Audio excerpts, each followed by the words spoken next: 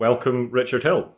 For those of you who don't know you, can you give us a little bit of background into what you were doing before the Hitchhiker's Guide to the Galaxy age of 42 and what you've been doing since, just in a nutshell? It is a fascinating thing. I say to some of my friends when I was younger, what are you doing now? And so, well, I am a psychotherapist. I work in neuroscience and genetics, and I'm doing a PhD. And they go, "Oh God, you're joking," because my life before 42 was as a professional entertainer, actor, singer, dancer. Oh, well, not so great dancer, but yes, as a performer, I did that professionally for about 25 years, which so close a few times to sort of the big money and the big shows. But I'm actually glad I didn't, because I learned a lot from it. I learned a lot about being human and about what humans are. I mean, I've played murderers and heroes and goodies and baddies and old people and women and. So I've it's given it's. I think we all should do it. I think actually everybody should do a year of acting, at least part time, just to feel what it's like to be that you've got these other you can create other people with your own capacity. So that was before then. Then I thought, oh well, okay, I didn't make the big time, doesn't matter, and went to university and started studying. I studied linguistics because I talk a lot. And language, there you go. Read a book by Steven Pinker called The Language Instinct, and that was all about neuroscience. I thought, oh, so then it took me 9 years. There was no rush. But as I went along, I began to find, brain, mind, thinking, speech, anthropology, no, paleoanthropology, no, philosophy, no. Oh my gosh. Then I jumped out of that.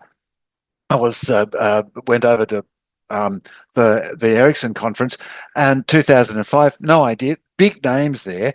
There was a couple of reasons why I went, and I don't know. First lecture, who's this? Ernest Rossi. I don't know. Something. Oh, brains and genetics. Oh, he's interesting. Off I go. That was it.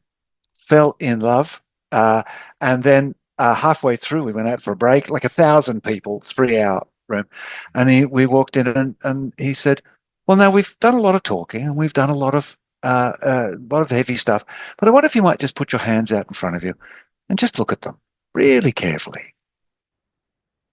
There we That go. was it. Yeah. That was it. So I got intellectually excited. I got humanistically and spiritually excited, and here I am, 20 years later, uh, not yet seeing anything um, uh, uh, uh, that's excited me more. So yeah, So the curiosity was piqued. And for people that are watching or listening, the hand gesture that you just made is something called mirroring hands that we'll get into in a yeah, little bit. we'll get to. But I'm really curious about your acting work and how that influenced how you now work with clients. And you Yeah, said something there about like trying on different sort of personalities and different personas within acting. And it reminds me of I think it was Shakespeare, All the World's a Play. And I always interpreted that as learn how to act instead of reacting. yeah, And I think there's something there. So that's right. It's responsiveness, but what it really teaches you is that we are not. Uh, what we do is we create a whole bunch of personas in life, quite naturally and healthily, in different situations. There's a persona that I've got with you, which is slightly different to the one that I might have with somebody else. Probably quite different to the one that I'll have with Susie when she comes home. Those things that we accentuate and those things that we pull back. And it's kind of, I liken the personality as like a big mixing studio sound mixing decks. I used to work in sound at EMI with the 16 track things, but you move it up. And so when I'm playing a murderer, I don't pretend to be a murderer. I find the murderer in me. I find the possibility of being a murderer in me. Now, this is all done within some conscious restraint. I mean, the method actors get a bit difficult. Uh, but you can, and what I found was not the desire to murder. That's a different thing. But the truth about it, the intensity, the drivenness of it. And I remember I played a Jack the Ripper type character. We did a series of one-act plays in a living room, which we did regularly. And then the next scene, I was a young naive boy who wakes up in the morning with a girl and he doesn't know who she is. And then the next play, I was the baddie who was stealing away this guy's girlfriend, and I ended up getting punched in the punched in the guts with the audience only 10 feet away. So and those. And so jumping, and one of my favorite exercises was you may put a quadrant on the floor, circle, do a quadrant, and you put old woman, child, upset person, happy person, and you would jump from one to the other. And the ideal was to become in the air in that second or two before you land, embrace and engage with that frame. Now, what that does is it enables you to be able to feel the other person, sense their elements within a relationship to your own, and it not be vicarious. So you're not, sort of going into them and becoming them. So it was a great skill of being able to have Richard and another character operating at the same time. And it just became Richard and a client operating at the same time. So there's a bit of a quick rundown of how that benefited my capacities in later life. There's a lot of like cross similarities going on in my brain with Jungian archetypes and this Yep. idea that enlightenment's not about some airy fairy state of bliss. It's about making the darkness of the unconscious conscious, and the fact that within each of us there is the most horrible aspects of humanity and the most beautiful aspects of humanity. And I think Uh, it also ties in with the Stoic idea of sort of stepping into your opposition's shoes and seeing what life's like from their perspective and things like that. So it's yeah, so playing that Jack the Ripper character gave me the conscious capacity to choose, Mhm. to have made a choice. So when someone says, "Well, why don't you sort of why aren't you a violent man or a sort of a dominant bloke like that?" I said, "Because I played them and I don't like them, Yeah, and I know." So and this is sometimes takes a lot longer for people to experience through life.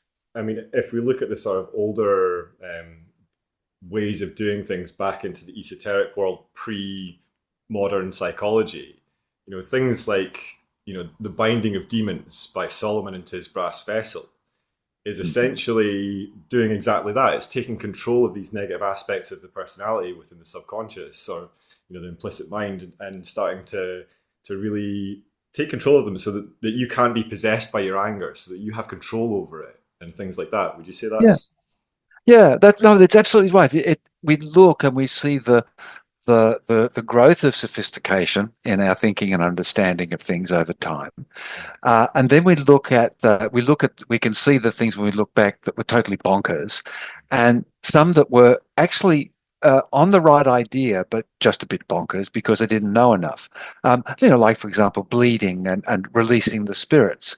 Well, actually, letting a lot of blood go for people who largely suffered from things like poisonings and various other bacteria kind of did diminish, and as long as it didn't kill them, which was a slight problem, uh, and various others, phrenology, where we were saying, oh, I just feel as though there's things in the head separately. Oh, we can tell them by the bumps. Well, he was off the mark there. But then we go in, and when we do get the deeper scientific capacities, we go, oh yeah, there are areas of the brain that function particularly and do specific things, and you can kind of feel them.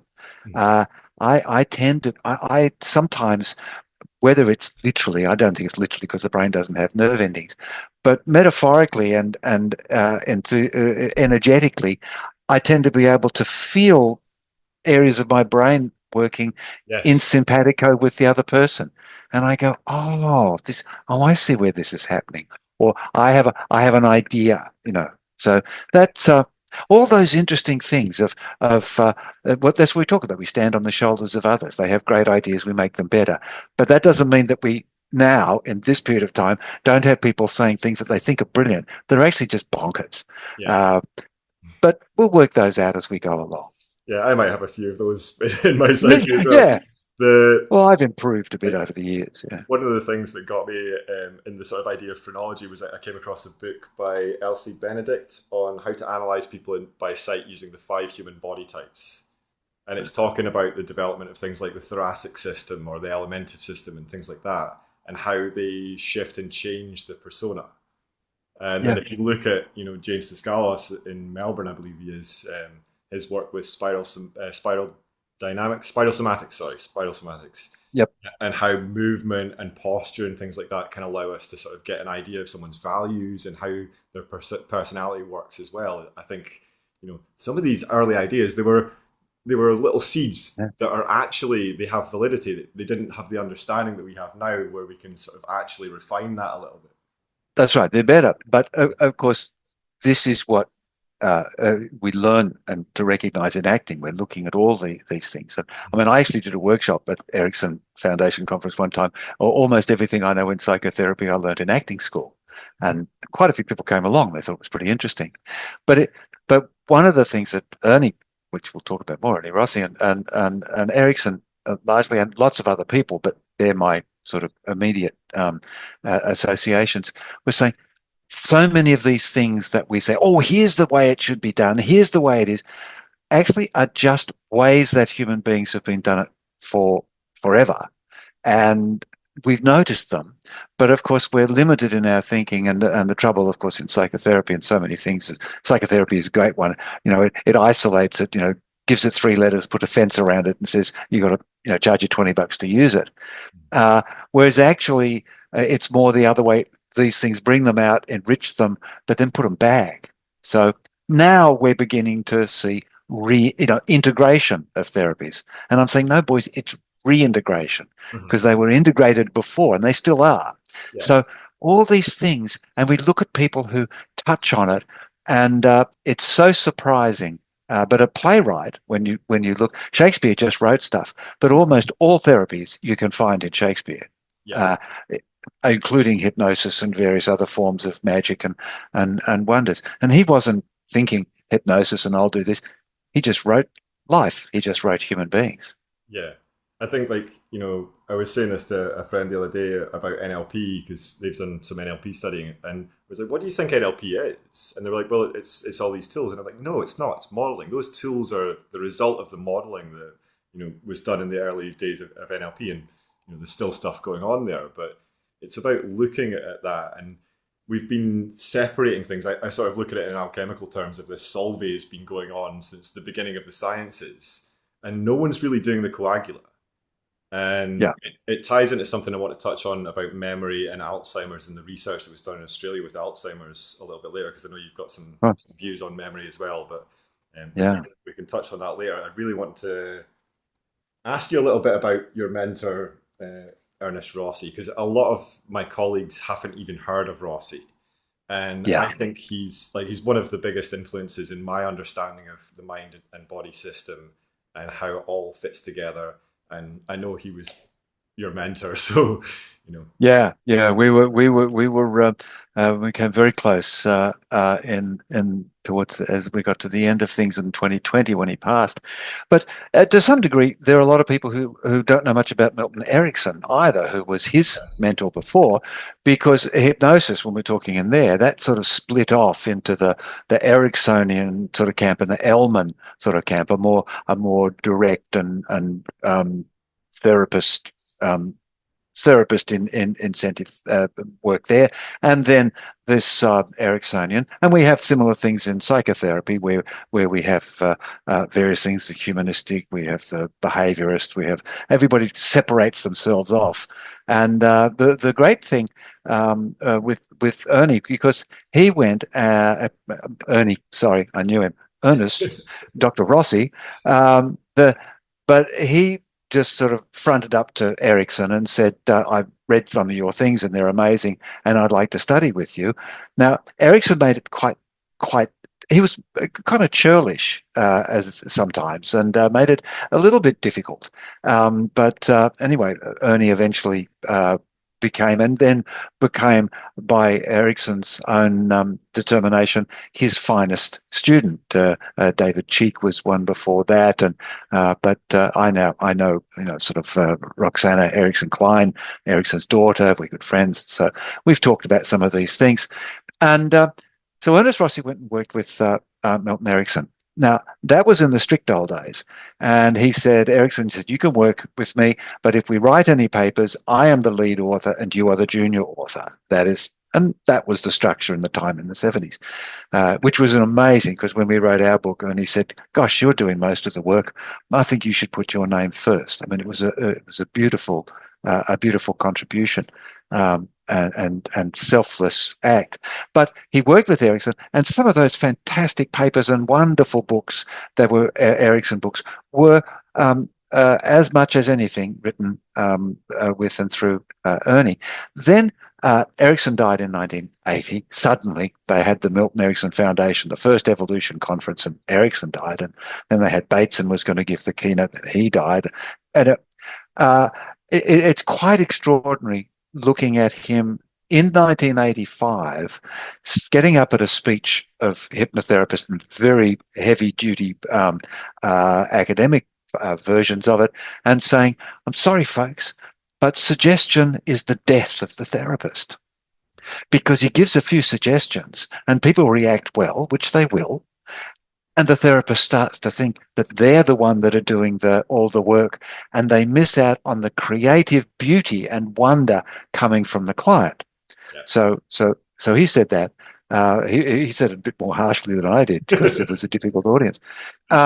And then he went on, and he began looking at. He was a chemist by his PhD and various things. So he was looking at the body. So the thing that I think is why Ernie's not well known, because he went off into a breadth of understanding of what's going on. So he went into the neuroscience, and he went into the genetics, and then he went into the body, what's going there, and people isolate somatic work. Well, Ernie was saying, no, it's all involved, and you do something here, and it does something there, and that does something somewhere else. And we mentioned in our little chat before, he came out with this incredible tome, The Psychobiology of Gene Expression, in 2002, and just which is sitting back there. But just as he put that into to the publishers, he had a stroke. He had this devastating a stroke, which put him right off. And we've got a bit of it's quite a cute story. He did get it regained most of his, he didn't lose the face, lost a bit in his vocal cords and had difficulties in his ears, but he got back into being sharp. But he said it opened up his right hemisphere, which was great. His left hemisphere was very dominant, and so he began to love music and cherish things. But he was in the recuperation, the recovery, rehabilitation area, and they were giving them things like little tweezer things to pick up blocks and move them over. And one of the things that happens in people with strokes, about 3 to 4 weeks in, they really start to go, "Oh my God, this is never going to happen. I'm screwed for life." Yeah. But as we know, and Ernie went on and showed and investigated and brought the research into the hypnotic area, it takes about 6 weeks for a neural system to rebuild itself and restructure itself. Anyway, so he's there putting the things, and the physical therapist came round to say to everybody, now keep going. And said, "No, that's right, Mr. Rossi, just keep doing those blocks." And he said, I looked up at her and, washed my face, and he said, "It's okay. I wrote the book." And so she looked at him, not knowing who he was, and said, "Yes, that's right, Mr. Rossi. Now just keep going there." He was a fascinating, interesting man. We were beginning to look at quantum, and we'd started to look at this, and we have a little bit of a discussion in the Mirroring Hands textbook. But hopefully we try to say, be disciplined about this. Don't get carried away with blending the micro world with the macro world too enthusiastically. And So there we go. Dozens of books, hundreds of papers, Yeah. an absolute icon. And why he chose me out of all the people who were so dear to him, I think we were very similar. I Yeah. think we were just very Uh, similar. From the conversations that we've had, like your mind is absolutely amazing. The amount of cross pollination, and it's sort of, there's this old saying of jack of all trades, master of one. Uh, often master of none, oftentimes better than master of one. And I was always Yeah, questioning why it's oftentimes better than master of one, and it's perspective. The yeah, master of one has a blinkered view of the world because they've only studied engineering or whatever it happens to be. Whereas the jack of all trades, it's constantly following the curiosity of their mind, has this broad knowledge and can cross associate things. And I think it's a beautiful way that your mind works. It also resonates with me, which is why I probably like your mind as well in this respect. Oh, love. Oh, thank you. Um, Appreciate it. That I drive my wife crazy sometimes. People say because I yabber on. Oh, did you see this and that? Oh, blah, blah, blah. And they say, "Oh, Sue, when does he start?" And she yeah. says, "Oh, when he wakes up."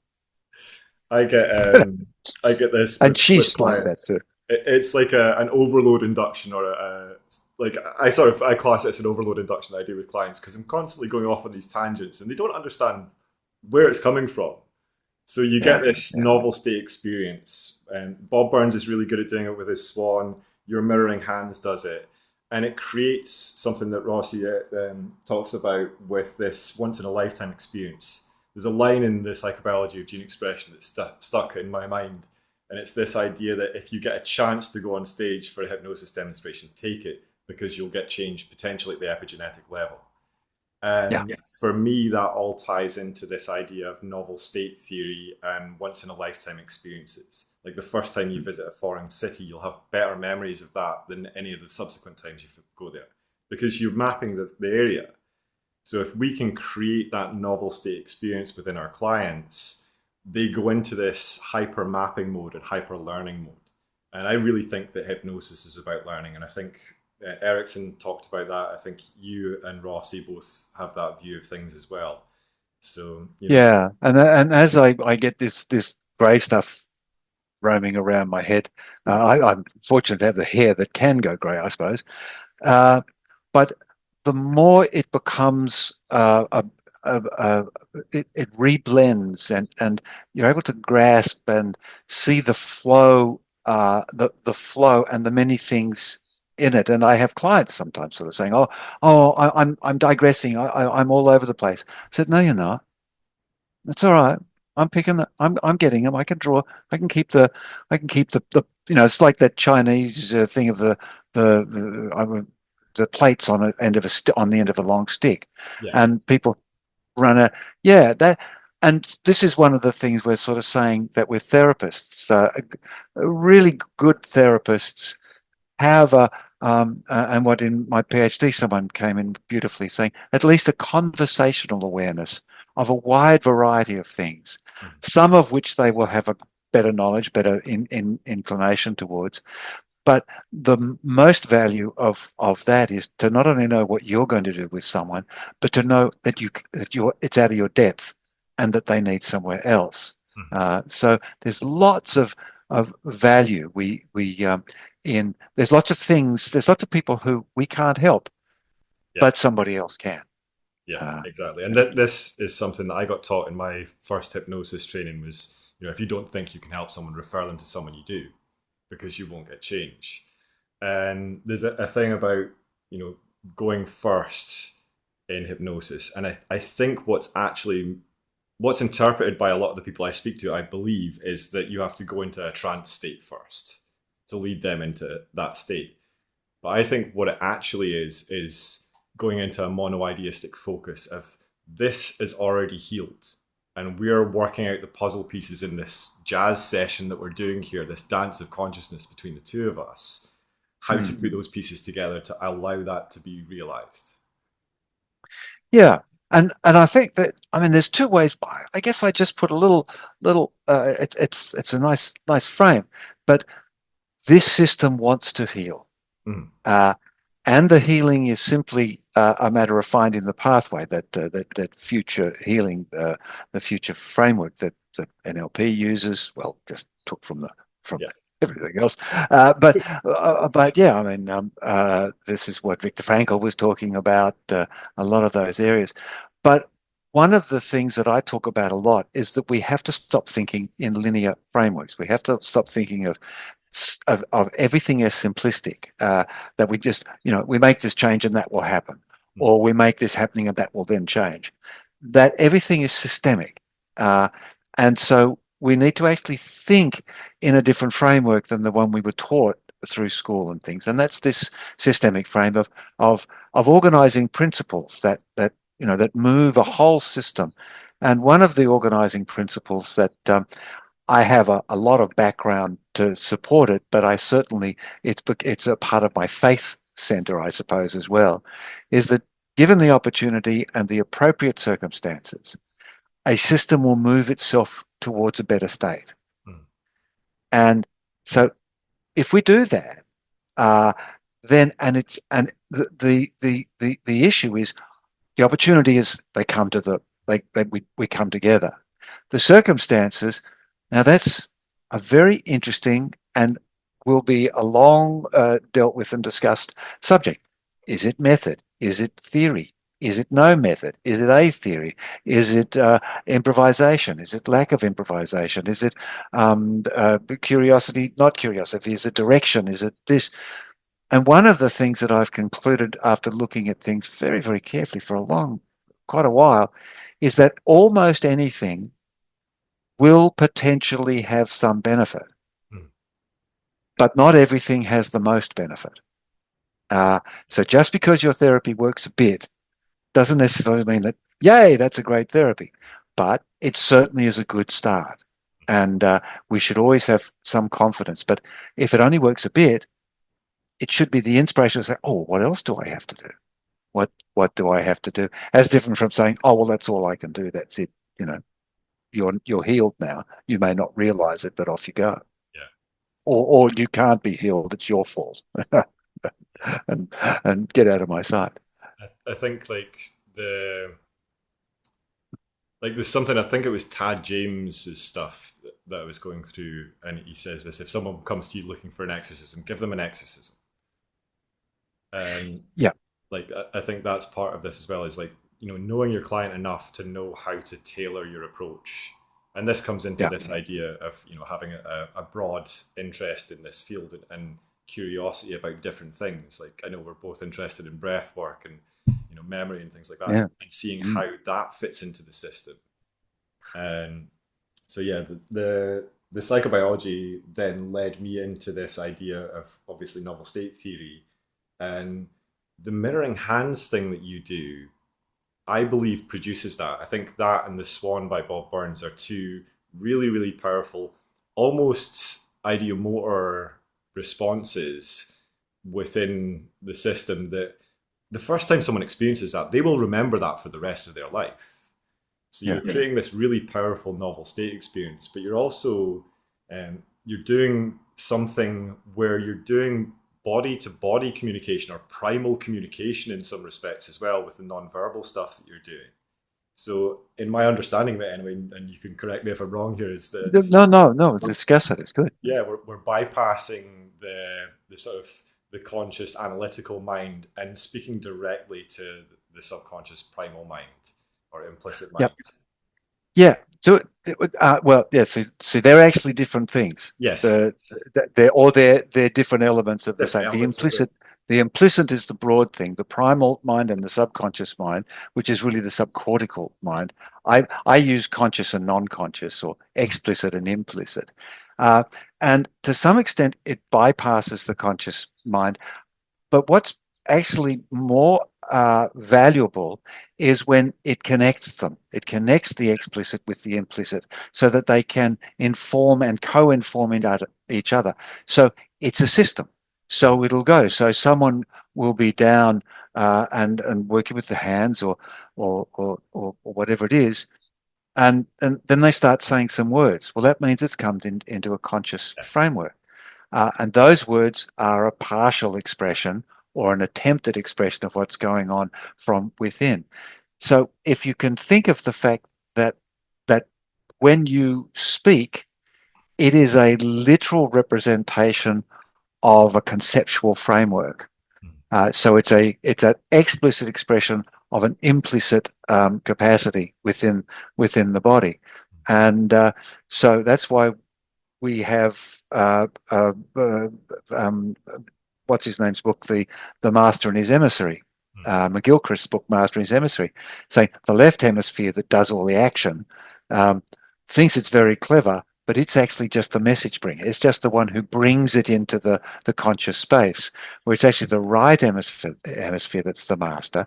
And then that right hemisphere, and that goes down, and we move into other body things, and that's a, a, a long and extensive conversation. But in principle, yeah, but what's interesting with mirroring hands is that we have a framework of it, but it eventually becomes it's basically externalizing into a space that is manageable, and the hands are the most manageable. I've done mirroring knees because someone was holding a phone, so uh, but we externalized, and in that, and then allow for the experience to emerge. And interestingly, I've seen many people go into the swan Mm. in mirroring hands. I've seen many people do EMDR Yeah. within mirroring hands. So why I love mirroring hands particularly is because it is an experience in itself, Mm. but it can also move, let itself go and open up the many thousands of other ways that our what I call our natural mental health immune system seeks to help us move towards that beneficial state. Yeah. I think as well, like as soon as their hands start moving, they suddenly have a realization of something else, some other That's right. intelligence is in me. And There's the that's, consciousness yeah, going, wow. And people are saying, I'm not yeah, doing that. yeah, It's doing it all on its own. yeah, And you go, well, just relax. yeah. Just relax. Allow that inner world. Let the conscious mind just observe, uh, which is what we learned in acting. So Mm. we had a cognitive sense of ourselves, but we were deeply performing. And what is in systems theory called the the observer operator. Mm. So we can observe and operate at the same time. And Yes. this is why this is one of the reasons why that capacity, when they get disjointed and incoherent, causes disruption. When the conscious area and the objective area and the actor are inconsistent. So all these qualities, the more you understand them as qualities and capacities that we can take down the rabbit hole, or we can use on the springboard, the more valuable you are with your own life and with other people's lives. Yeah. There's something that sort of popped into my mind there in regards to that, and like I don't know quite what the connection is, but looking at ADHD is sort of starting to be considered as a neurodivergent wiring within the brain.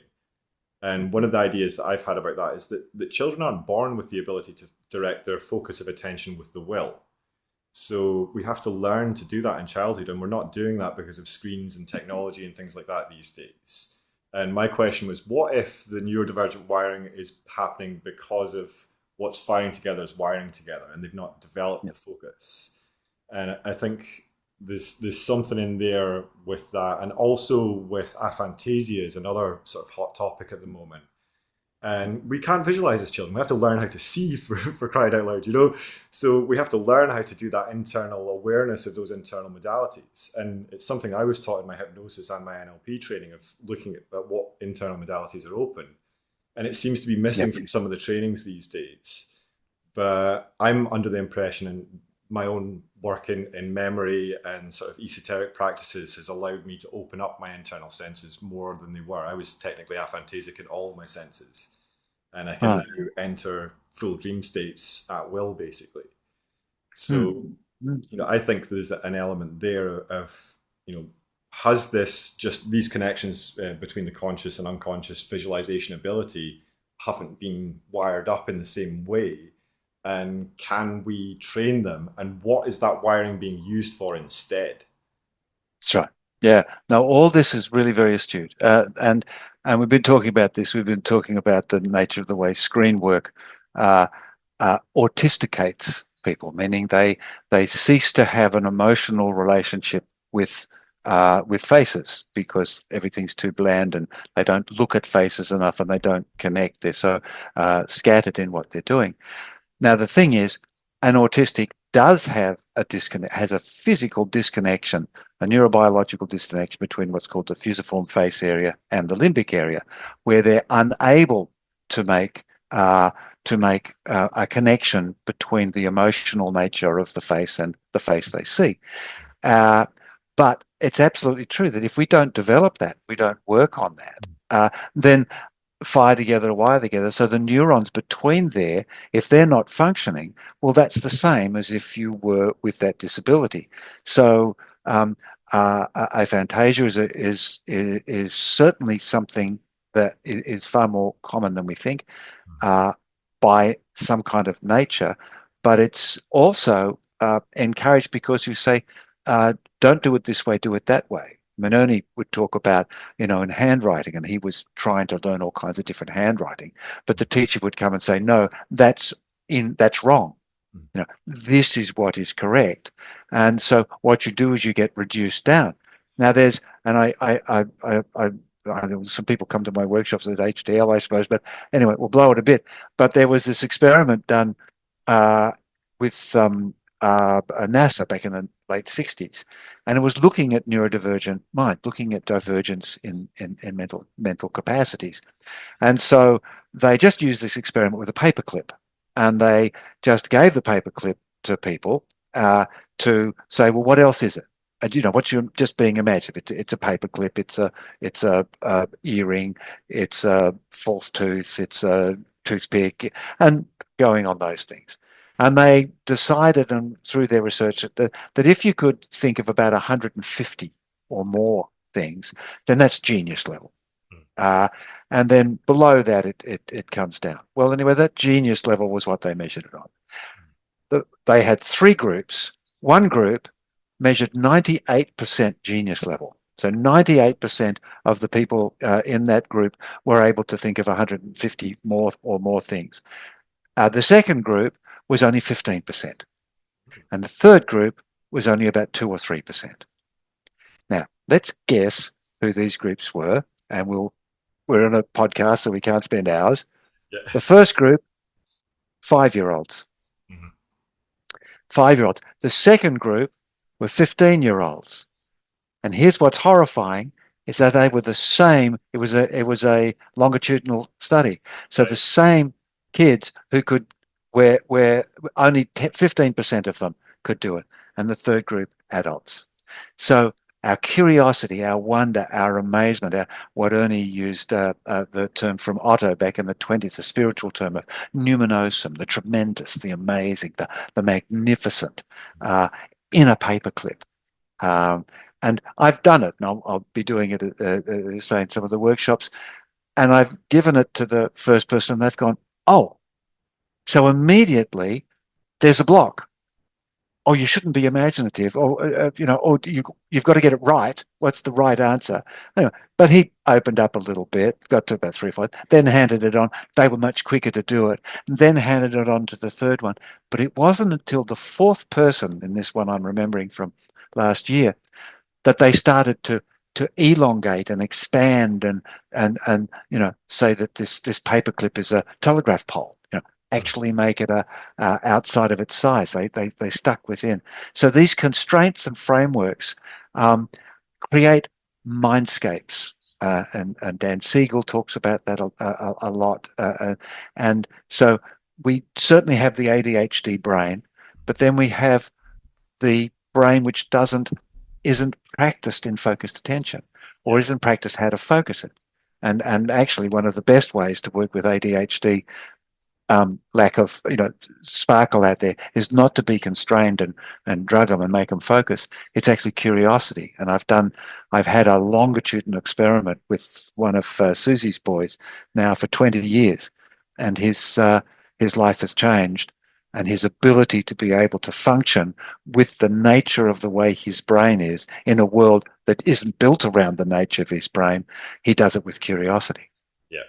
That was mine. Like I was very on the ADHD. I'm diagnosed high functioning autistic, and I had a very ADHD style way of using my mind until I did a Vipassana retreat. And I came back from that being able to close the loops that I'd been opening and pull myself back. And it was a massive shift. And I came across Yeah, a just study. Yeah. there's another way of doing it. Yeah. And we try and make people normal, Mm. or and I don't like the word normal. I like usual, Yeah. typical. Yeah. Uh, and that's why they're atypical. And it's just, well, I'm dumb trying to do it like, Barry over here who's fine. How do I do it? And of course, then then the magic of your own mental capacities and the mind capacities, so more than just the brain but the mind, so the whole thing just start to open up, and then magical things happen. Yeah. It's this idea as well with the autism, especially with the sort of the higher functioning stuff. If you know one person with high functioning autism, you know one person with high functioning autism. Everyone's slightly different in the way that's wired up. And for Yeah. me, part of the test was like looking at images and going, what happened here?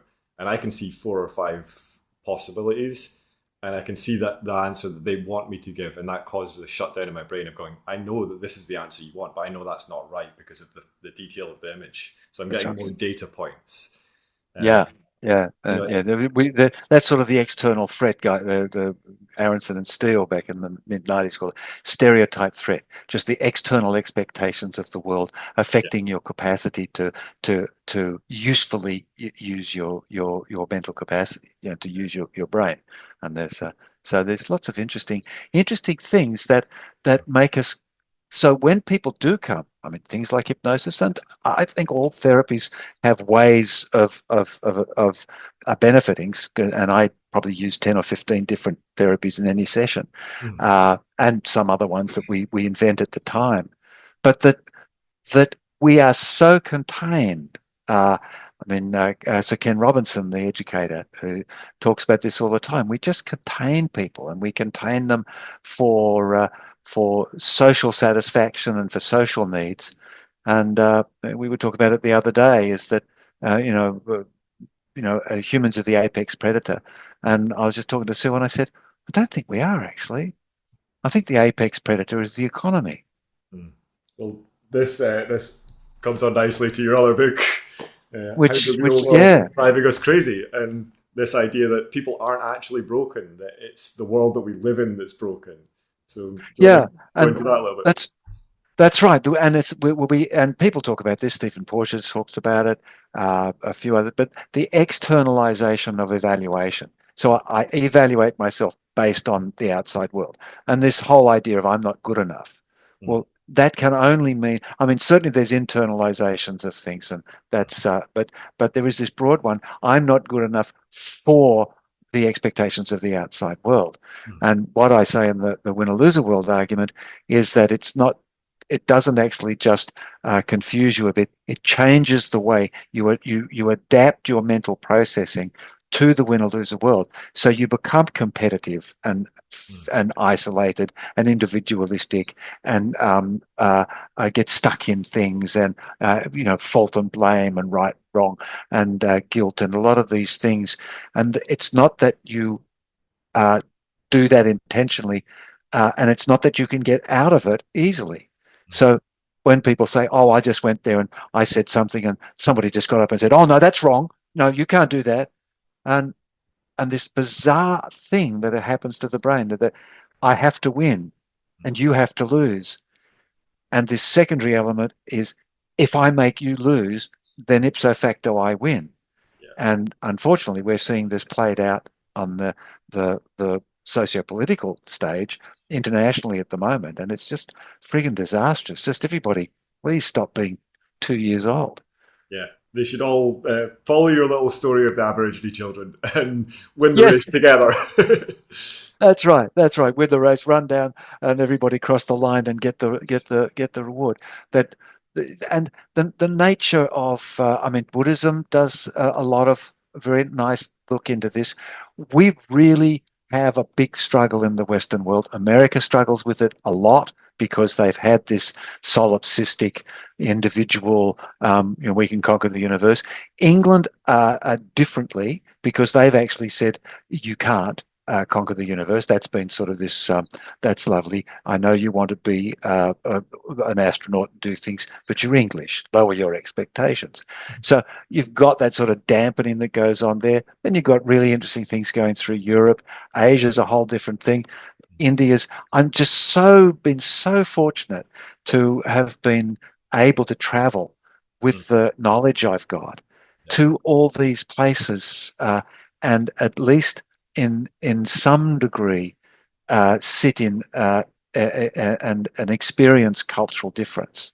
Mm. So those all those things make you or allow you to become something. And I'm just hoping I uh, keep keep going because I haven't even I feel like I haven't started yet. Yeah, likewise. I'm constantly. It's a beautiful world. My Yeah, brother was moaning about my mum and dad and how they brought us up. And my father used to say wonderful things like, I remember my mum going on, like, your father's got delusions of grandeur. And he leaned in and was like, if no one ever thought they could be grand, no one would ever be grand. And he would do yeah. things like that. But my brother's having this rant about how mum and dad were useless. And I was like, have you enjoyed part of your life? Have you had fun at all while you've been here? And he's like, yeah. And I was like, you do realize that you wouldn't have got to experience any of that if mum and dad hadn't got together that night, like 9 months before you were born. That's right. They were at least useful Uh, for 4 or 5 minutes. Yeah. yeah. No, but it was interesting, and it was interesting that one of mum uh, sort of submitting to the delusions of grandeur, Mm. social attitude. But there was that thing, and very often there's that dad. I mean, I'm the grandpa who's in our family who's the weird guy who goes, oh, wow, a Knocking new on telegraph chair. poles. That's right. Yeah, let's and uh, it is the ways in which we can allow these things to be positively contagious. Mm. Um, and it's the ways that we can uh, appreciate and understand that we have the capacities to do this, Mm. but we need to develop them. Like we can be musical, Yeah. but if you never touch a musical instrument, then if you don't play the piano, you're not going to get good at it. Yeah. Uh, and that doesn't mean you have to become concert pianist, but it's not enough just to say, "Oh, I've got it all in the intuition." Well, meaning in the implicit, in the general capacities. And when you think in systems, that's what all the organizing principles are all about. What Yeah. do we do with them? What do we create with them? That numinosum Yeah. uh, You have a gift perspective. from the universe, and it's your responsibility to cultivate that gift and then give it back to the world. Because if you keep it for yourself, there's nothing there. It's That's right. useless. And just to give it a little bit more hope for people, because that word responsibility has kind of been stolen by the win or loser world of you're responsible, you're at blame, you're at fault, you're No, wrong. it's Yeah, it's responsibility. it's the responsibility. That's right, and it's your responsibility. Mm. And you've got the abilities. Mm. How do you respond to it? And this is the PhD, which is on the cover of Mirroring Hands, a client responsive approach. Mhm. And Ernie and I talked about it quite a bit, and I said we don't really know what that is. I mean, we know how to talk about it, but we don't know. We haven't. And anyway, he sadly passed before, and then that's been the PhD, and we've come up now through these wonderful conversations with people all around the world what I think is a representation of how we can do this function, how we do it. Mhm. And what's beautiful about it, there's lots of things like curiosity and improvisation and integration of relationships and getting a broad range of knowledge.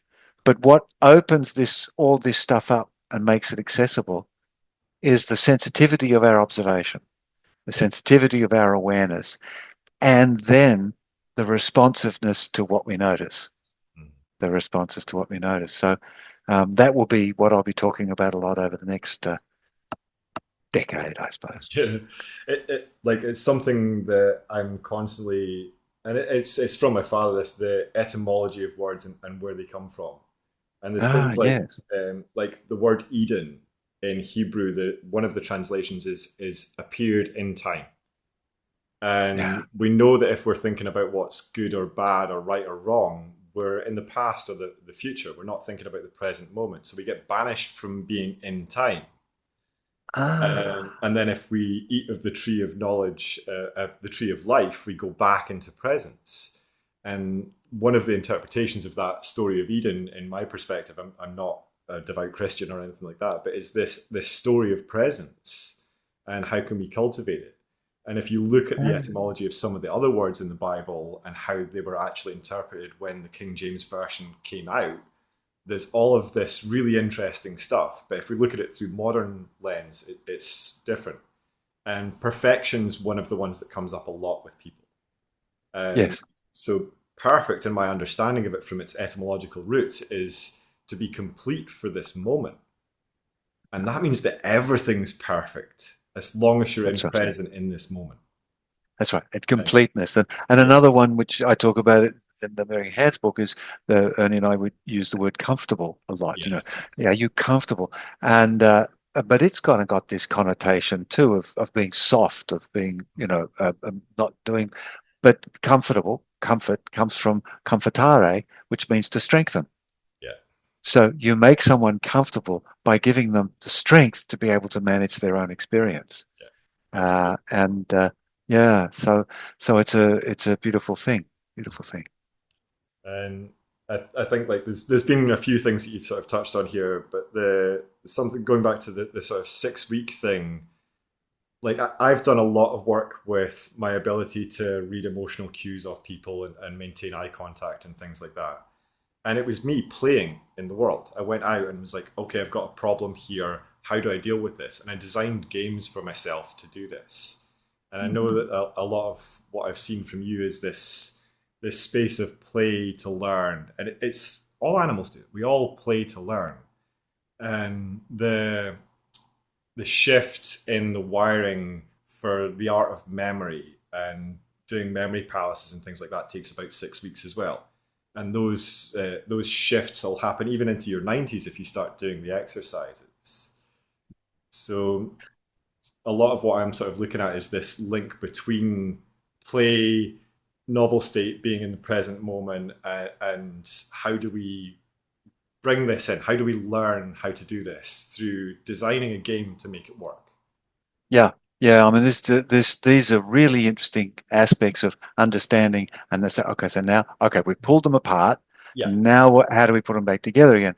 I mean, one of the things that I've done with the curiosity work that I've looked at, and saying that curiosity is also a word that's been stolen by just curiosity for information. How does it work? What are the workings?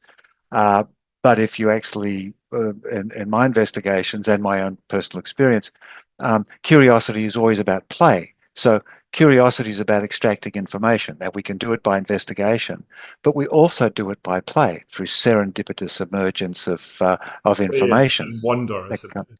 Yeah, and then that wonderful stuff.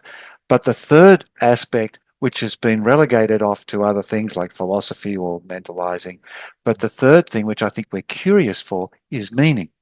Mm-hmm. And meaning is important because from meaning we actually expand. So information is great, but it's the meaning, and meaning just simply means self-relevant predominantly. And then we go, oh, and we have the four-stage creative cycle, which you talk about, and that goes into the third stage of creativity. And it's led me actually over a long time of slowly whittling an idea of Joseph Campbell. I took from Joseph Campbell, was saying the purpose of life is to participate in the experience and, find your bliss. And I said, well, that's not enough. And because you could just benignly participate in the experience and get nothing, just sort of. So I said, so the purpose of life is to creatively participate in the experience. So, to add something, to bring things together, to get novelty coming out. And then I thought, no, that's not enough because I'm just wandering around, and that's really just almost stage one in the stage. It's just the information stage. And I said, no, it's to creatively participate in the experience for the reward of meaning. Right. And the reason why it's the reward of meaning is because meaning then stimulates and generates and activates creativity with which you can participate in the next experience. And so suddenly, so the purpose of life is to creatively participate in the experience for the purpose and for the reward of meaning to enable us to creatively participate in the next experience. Yeah. And that Anyone only took listening me or 20, watching, I mean, lock that in if you're watching or listening to it, because that's absolute gold. yeah. Well, it only took me 25 years to and I think that may be it. I don't know, but it might change again. It might Yeah. develop a little bit more. I often say, we're all going to the same destination and it's in a box 6 feet under the ground. Enjoy the journey. But I love that sort of like creative participation in it and collaboration. And we're evolving it. Like another one of the sort of ideas I have is the passage of time is the evolution of information in the quantum field. And I like that sort of idea. But we have all of these potential futures, and it's through the choices we make now that allow us to collapse that superposition of the future into this moment and decide which way we're going. So I think there's a lot in there from that sort of perspective. Yeah, Yeah, no, they're interesting things. I mean, there is a lot of stuff that's described, that's given quantum description, which actually is probably systems yes, descriptions as well, because systems also have the possibility field, which I talk about. So and so things come into being out of that, but they're things of the macro experience coming into space. But this see the quantum framework and the as I say the collapsing into a moment, with observation or with experience. The quantum space is not the conscious space, even though we yeah, talk about quantum space as consciousness, that we have consciousness. And actually, it's probably not quite right. That's too simplistic. It's not the cognitively directive space.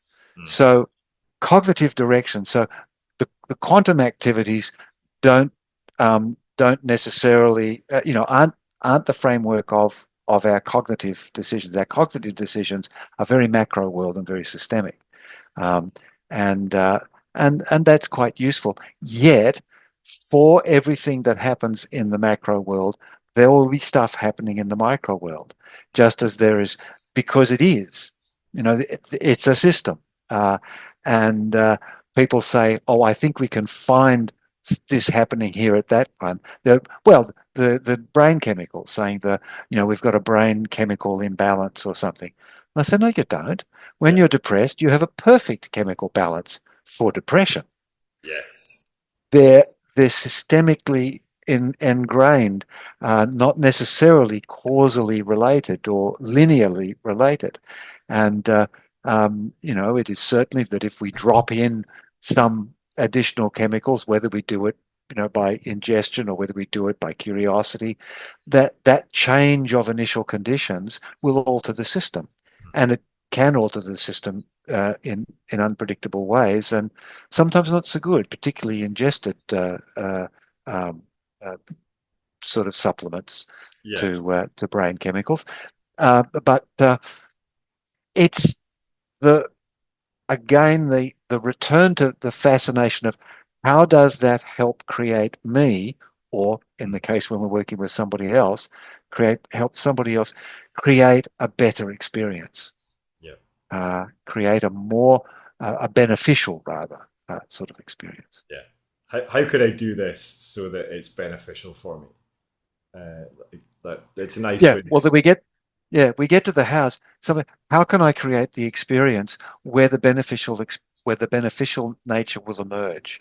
Yeah, Because the how we almost already have, and if we let ourselves go, we let ourselves to some extent trust ourselves. we do find that. And as we get older, we become more aware of those things, being very careful not to constrain them. Mm. But when we're therapists, we're dealing with somebody else. So that's why we have to go off and study everything. Mm. Because when they start doing a CBT type thing, or they start doing the SWAN, or they start doing an NLP practice, if we can be astute and aware and sensitive to their actions and recognize it, Mm. then we can meet with them and journey with them, amplify it or support it or whatever it is that's necessary at the time.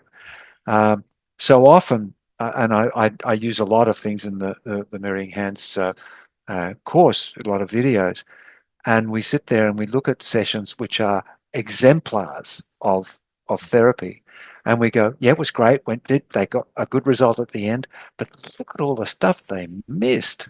Mm. They missed the hands doing this. They missed that shoulder movement. They missed that pitch of voice. They missed that blink of the eyes, uh, and and even still, they got some good results. So it's quite interesting. I just like not to miss things. Yeah, I feel better about my treatments. we are always missing things, so we're always filtering out data that we Sure. don't think Yeah. we need. So yeah, Yeah. I so just don't want to miss things out of deliberate action yeah, because I I think intentionally focus on something else. yeah, it brings us into this, like, we need to be really hyper present when we're being in that jazz session with our clients, and Yeah. be reading everything and be aware of everything. We need to be in an altered state. Yeah. And And that's the trance yeah. that we go into every session. Mm.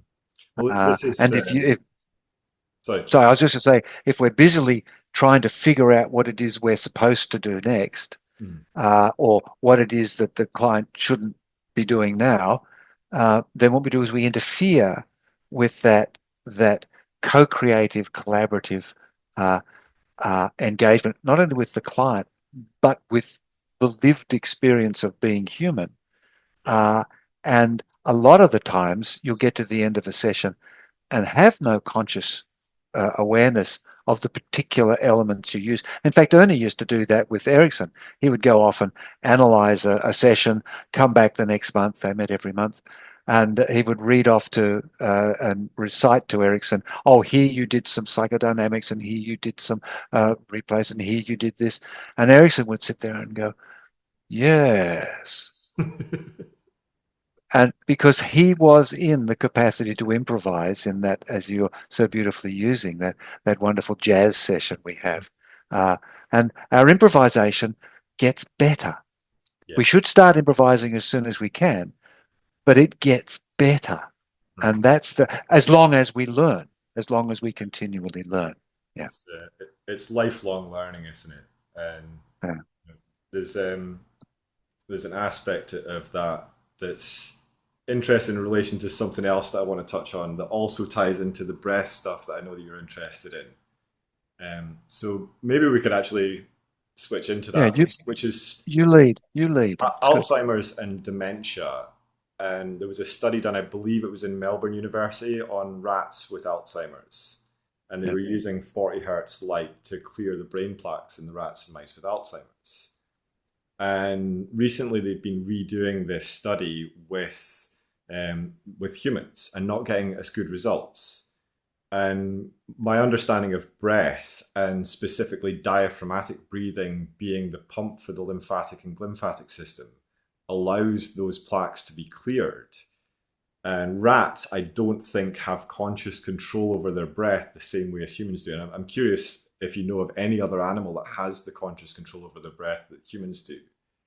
But Yeah, it's interesting.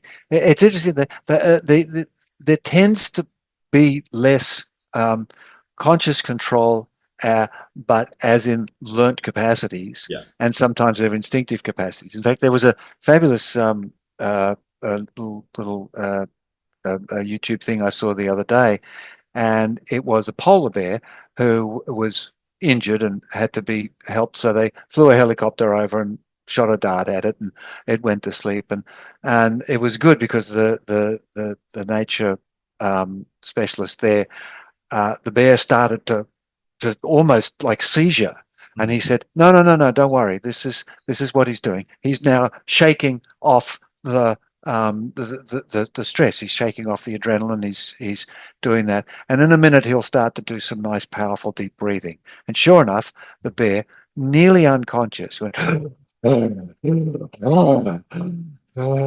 that 3 or 4 times, and they said, and now he'll just relax and go to sleep. Uh, so these breathing patterns we can see elsewhere, and it's not so much that we consciously direct our breathing. What we do is we consciously constrain our breathing, Yes, that's the thing. and that's the thing. We'll say, "Oh no, oh no," and we'll allow ourselves to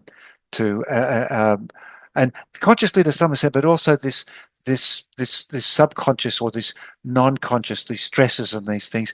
Yeah. Animals, the point of it is to let go of it Yes. and get on with the next trouble. Our thing is strange. And interestingly, that the bear one, they were saying there's two groups that don't do that. One is zoo animals, and the other one is humans, Yeah. uh, for And for two different reasons. this was my sort of idea behind it, is that they're not implementing a diaphragmatic breathing in these human trials that they're doing as well, because the light's breaking up the brain plaques and releasing them, but they're not flushing them because they're not doing the diaphragmatic breathing. And Yeah, that's something that happens normally in deep sleep cycles and in deep meditation, or if we take conscious control and start doing specific breath patterns.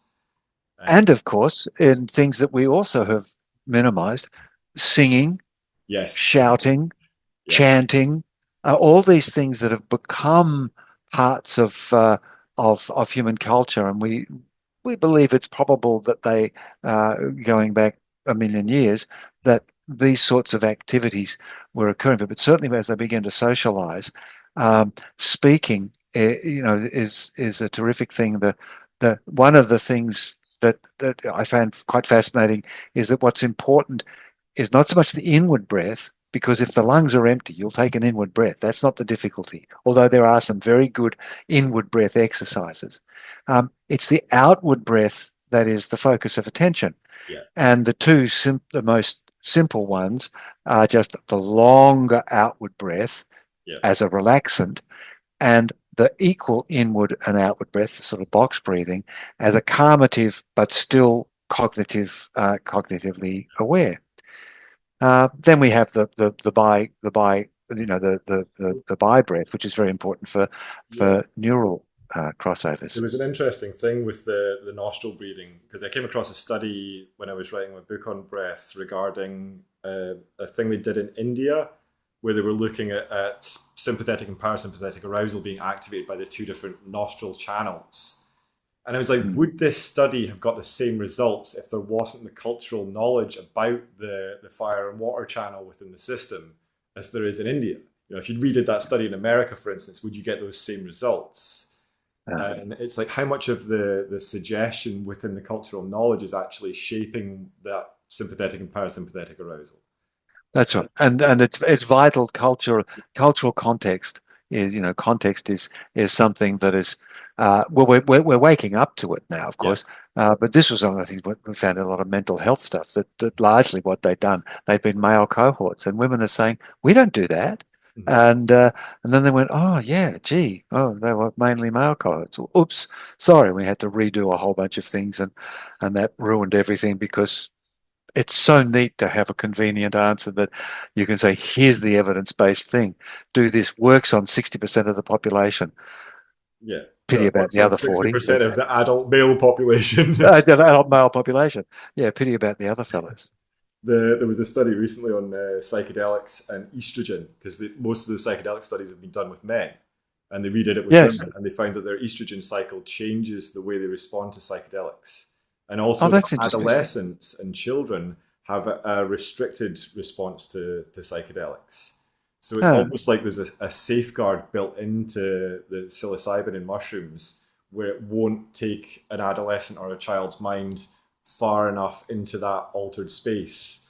And yeah. that sort of happens as we develop, and it's to do with the 5-HT serotonin network and things like that. But I Yes, find that yes. I fascinating mean, issues. yes, it is, and it also might be that just um, the ipso facto, sort of coincidentally, that the system is not able to not able to go in those directions because it doesn't have the appropriate connections yet. Uh, but the essence of it being that we have an individual response to any of these sorts of ingested Yeah. frames, everything from psychedelics to poisons to bacteria to viruses, Yeah. and yet we live. And the trouble is, we live in cultures, of course, which are treated generalistically, Mhm. um, and then it then we have a generalistic thing which makes a lot of discord with some people, and then they come down to a therapeutic situation where they come back to the individual frame. And my big argument and will be, so don't use a generalized therapy on them. Be just stop it. And what my research is about is saying that a lot of people um, just intuitively are. They just go, this is better therapy than following the directions. So Yes. I think it won't take much to, once we let the cat out of the bag, people will jump and say, yes, that's what we do. And I noticed a lot with my friend James that when he's doing demonstrations and things like that on his online stuff, he'll start off like, I'm going to demonstrate clean language, and it ends up not being not being clean language that he's demonstrating because Yeah, he's doing that. He can't stick to that framework. It has to that's right. be Yeah, loose grip, and I yeah, really like that. I want to touch on with your mirroring hands. One of the things that stood out to me was this idea of you having the problem state in one hand and then everything else or something else in the other. But you're not doing conventional parts therapy, and you said before that this is yeah. predates parts therapy. And my question really for you is that do you think that a therapist should be saying, there's a part of you that likes to smoke and a part that knows it's bad for you? Because that's separating out their psyche where they've not necessarily done that. And Well, I'm that's right. And this is the thing with mirroring hands. So we're getting there. We don't say any of that stuff. yes, And so what we do is one of the most powerful elements of mirroring hands approach, which is very difficult for people to sort of come to grips with, is what we call not the open-ended sense, the incomplete sense. yeah, Uh, so we'll actually say, and so you said yeah, then and that was because you were. And then we just leave that space. And 9 times out of 10, people will jump in and they'll yeah, say, "Oh, that's because I wanted to say this," or whatever. And and it avoids that um, potential damage you can do by saying what you think. yeah, Uh, as a good therapist was, I've been watching you and talk and listening to you, and I'm finding that you're sounding pretty depressed now. And a lot of people will go, well, yeah, and kind of like, okay, you're the expert. But if you say, I've been watching you and noticing you, and I'm just noticing you're really feeling, and then they'll come in and they'll say, oh, pretty depressed actually. Or they'll say, as I did with someone who was looking very agitated, and she said, oh, yeah, yeah, oh, I'm so glad you asked. Where's the bathroom? Because I'm dying for a pee.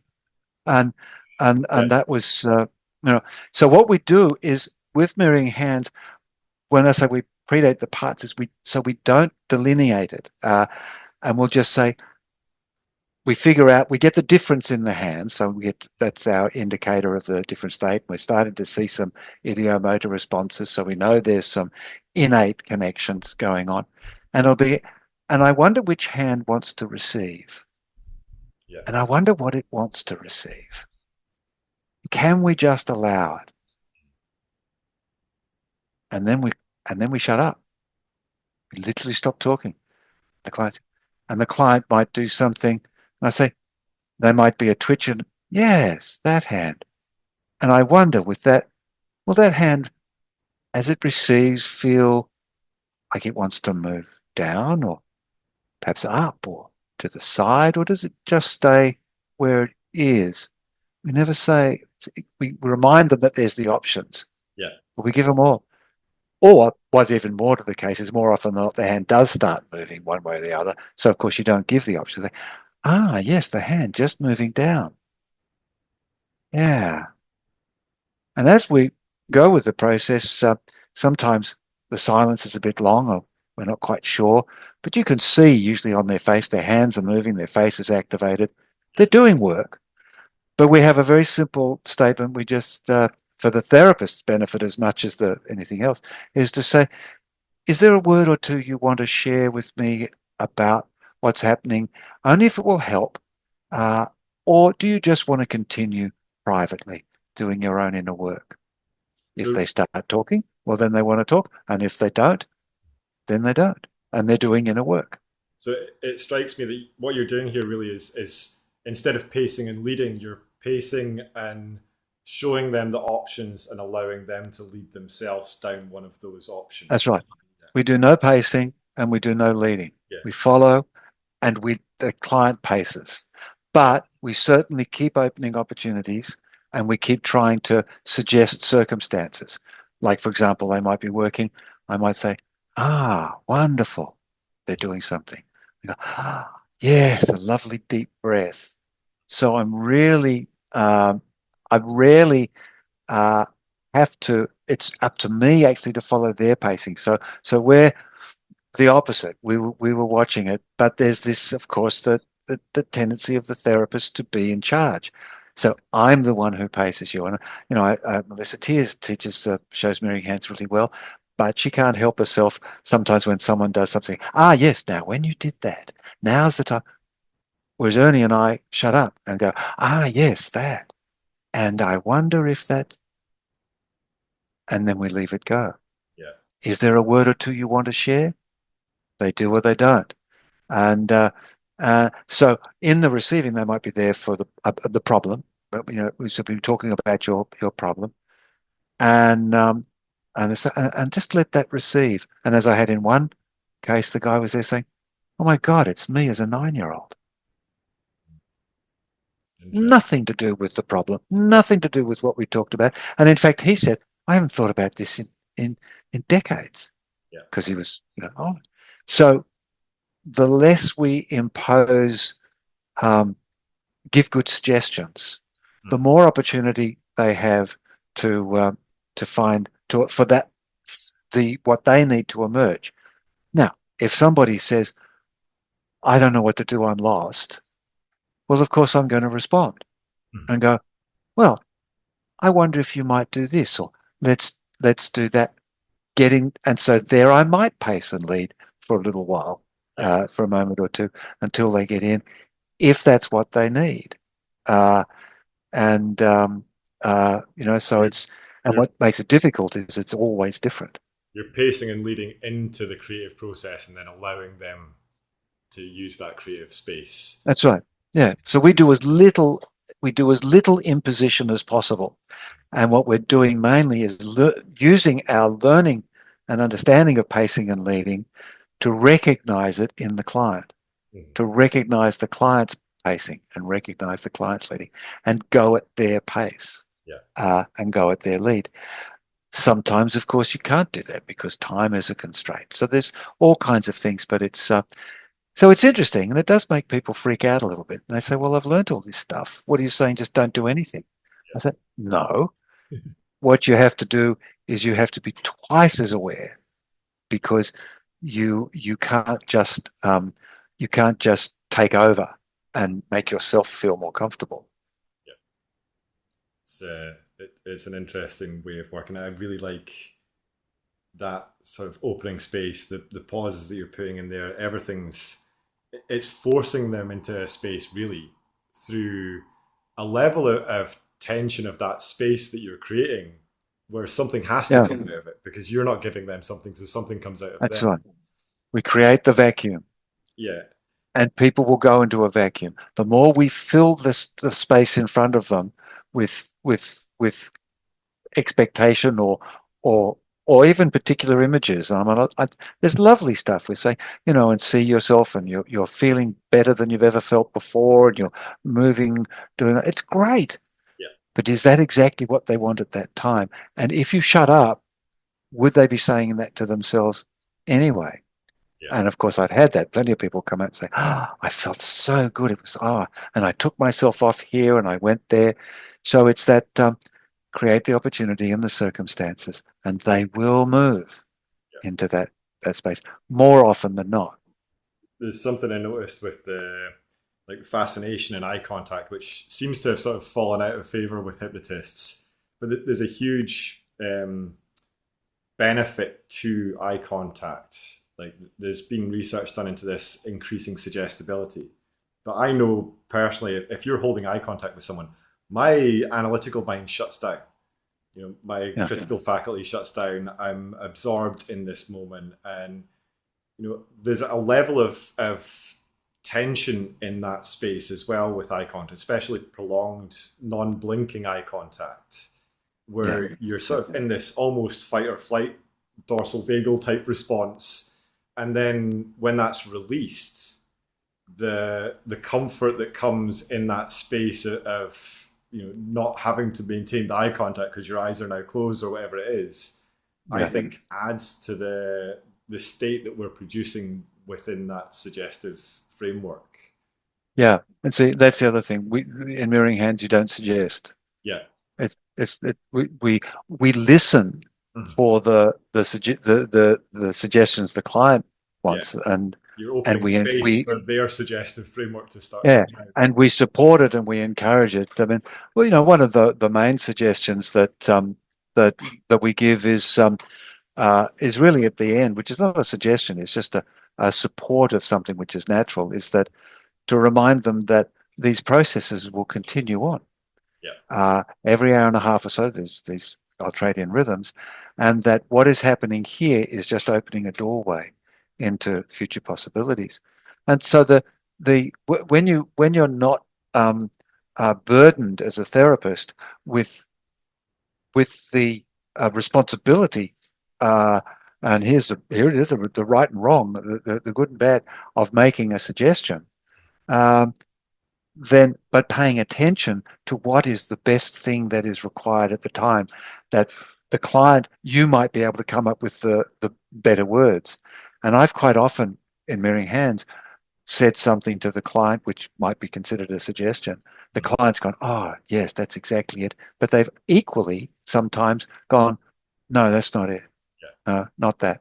Now that's a great power for Yes. that means they're suggesting, they're very contained, because when you give a suggestion, it's got to get into the system, then it's got to find a place, then it's got to make sense and embed, because as soon as they walk out the door, there's 500 suggestions a second outside the door, of all kinds of things. So it's you want to make the state they go out with as embedded as possible so that it is not disrupted and dislodged. And this is why people say, oh, yeah, that was great when I was doing it. It was good for 2 days and then it wore off. Well, it didn't wore off. It just didn't embed. Yeah. Uh, and uh, and so sometimes it takes time. So and there's ways of doing that in other forms of hypnosis, and there's ways that Ericksonian does it, and then there's this Ernie way, the Rossian way, and the Rossi Hilly way, which is very very open. I'm amazed at how little I say. People sometimes say when I do a demonstration, they say, "Oh my God, Richard, where did you go?" This chatty, vibrant, all over the room guy just went whoomper, Yeah. and uh, and that beautiful focus, and that's our trance. Yeah, as the therapist is our focus of attention. And interesting things like we never ask anyone to close their eyes. Mhm. Some people leave their eyes open the whole time, and Yeah. they do an open eye thing. And I've heard people say, "Oh, open eye things are good." I said, "Yeah, if that's what the client wants." Yeah. But don't ask them to do it, because I've never said relax. Some do, some don't. Some get quite upright. Some do all kinds of things.